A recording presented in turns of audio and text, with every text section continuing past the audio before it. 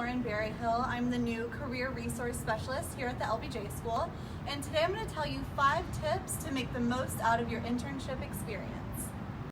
My first tip for you is to grow your network.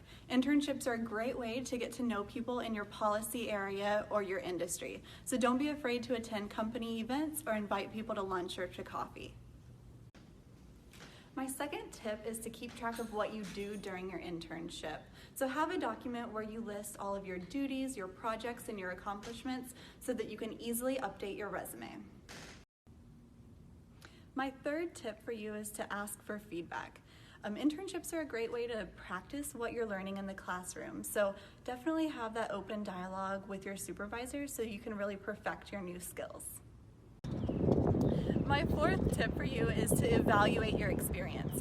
Internships are not only perfect to put on your resume, but it gives you really great insight to see what you like and what you don't like about the industry. My final tip is to get a reference. Pretty much any job you apply for is going to need 2 to 3 references. So build a strong relationship with your internship supervisor so that they can write a good reference for you.